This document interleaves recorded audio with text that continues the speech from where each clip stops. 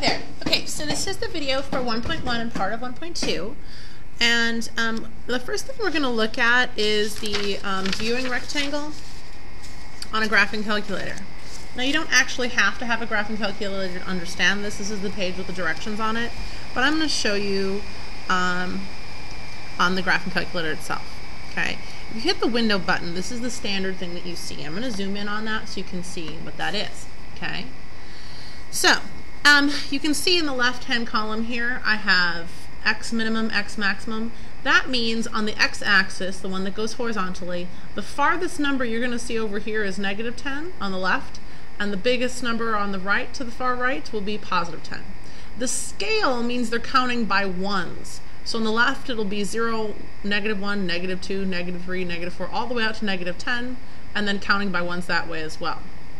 Now, as you can see, the x and y axis are set the same. The y minimum down here at the bottom is going to be negative 10. Y maximum is positive 10. And again, the scale is counting by ones. Now, the res, or the RES, is the resolution, and it determines how many pixels you see when you make a graph, which means how dense it is, basically.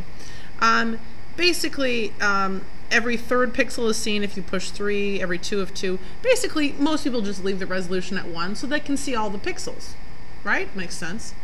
So if I hit graph, and I have a graph on there. Here's the graph line. I can delete that and go back to the graph. You can see what I'm talking about. Here's 1, 2, 3, 4, 5, 6, 7, 8, 9, 10. So the y maximum is 10, negative 1, negative 2, negative 3, all the way down to negative 10.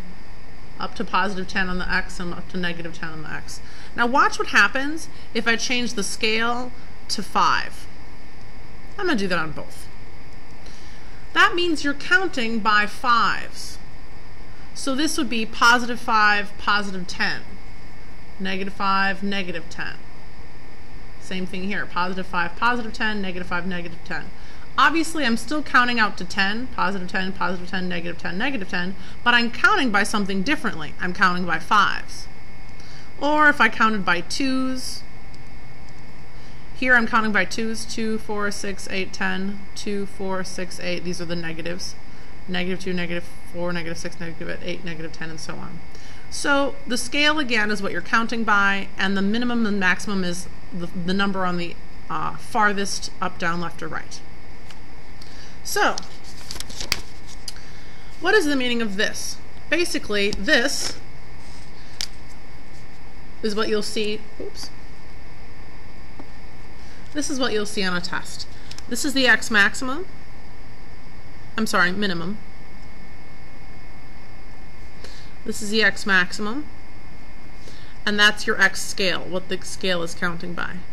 So counting by 50s, on the x-axis you're going to go over to negative 100 and on the left and up to positive 100 on the right. Obviously, if you're counting by 50s, you're going to only have 2 tick marks left and 2 tick marks right, because that's how much it takes to get to 100 when you're counting by 50.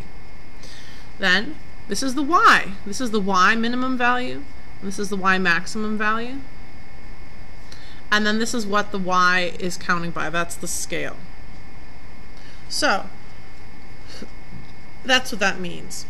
And I can set that on here if you want.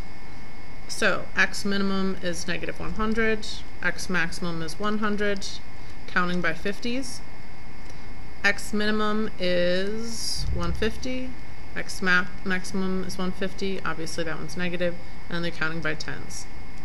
So that's what the graph would look like. You can see the y-axis is counting by 10, so it takes 10 tick marks to get up to 100 or down to negative 100. The x-axis, the y-axis is counting to 150, so it'll be 15 tick marks counting by 10s up and 15 tick marks counting by 10s going down to negative 150. The x-axis is positive 50, positive 100, because remember the x-axis is counting by 50s, and then negative 50, negative 100 going that way. So that's what that means.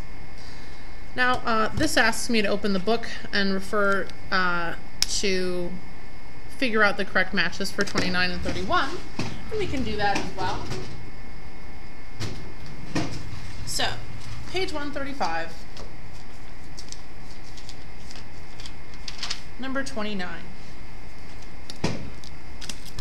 Okay, so I don't know if I can get this under the overhead very well. I can try.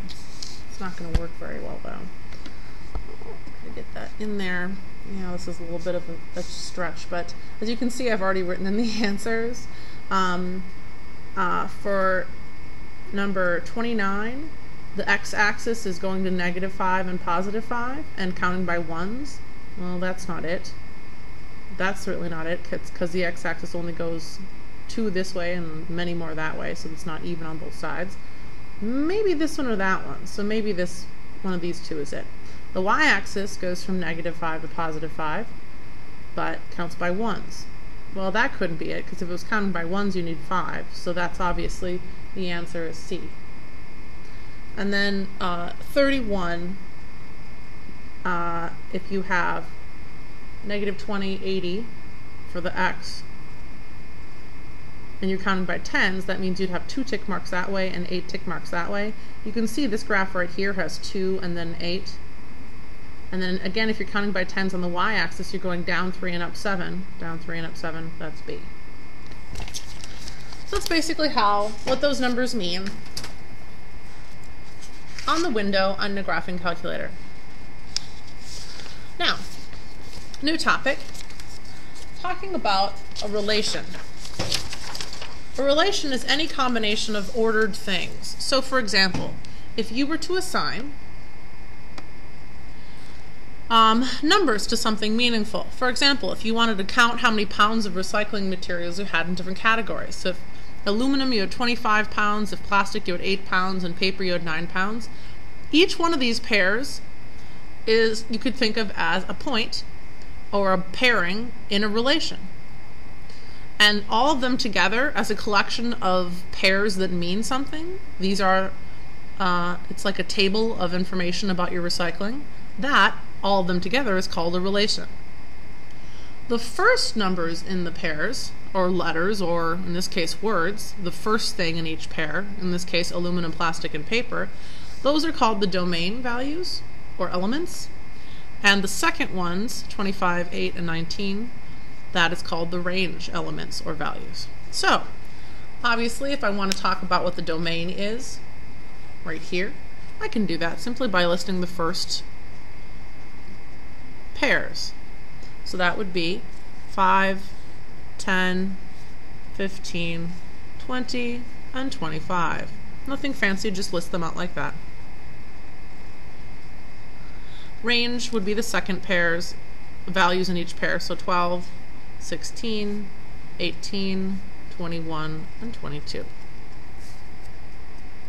Alright, so sometimes a relation can be a function, and the way that we define a function is that the each element in the domain can only have one match in the range.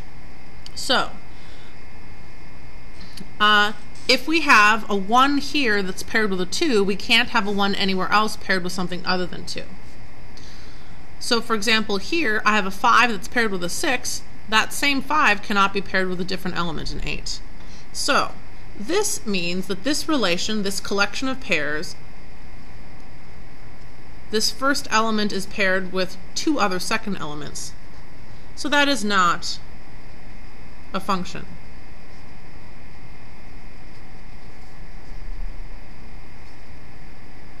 How about this one? Well, the rule only applies to the first element. The second elements can occur as many times as they want to. So here 1 only has one partner, 3 only has one partner, 6 only has one partner, and 8 only has one partner. We really only have to look at the first elements and make sure that they don't happen more than once. So for number 4, it is a function. And then finally, if you have an equation, really all you have to look out for is anything where the y is squared. This is a function, yes, because the y is singular. If the y is squared, or to the 4th, or to the 6th, then no, that is not a function.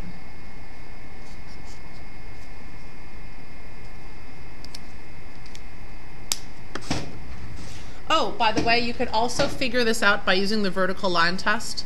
This would be kind of a sideways parabola, and that would fail the vertical line test, whereas this would not.